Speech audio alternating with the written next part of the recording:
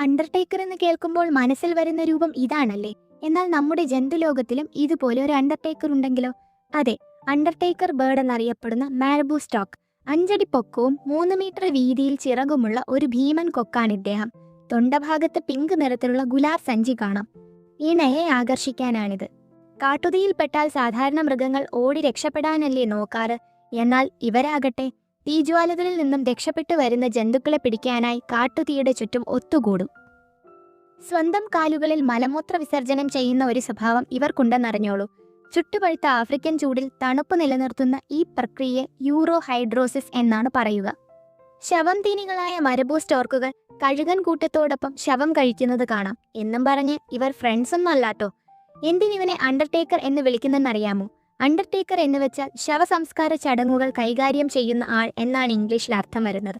കൂടുതൽ സമയവും ശവത്തിന് ചുറ്റും കറങ്ങി നടക്കുന്ന ഇവർക്ക് എന്ത് പേര്? ന്യൂഡിൽസ് പോലെ പാമ്പിനെ കഴിക്കുന്നത് നോക്കും. ഇക്കൂട്ടർ എത്ര അക്രമശീലരാണെന്ന് ഇത് കണ്ട് മനസ്സിലാക്കാം.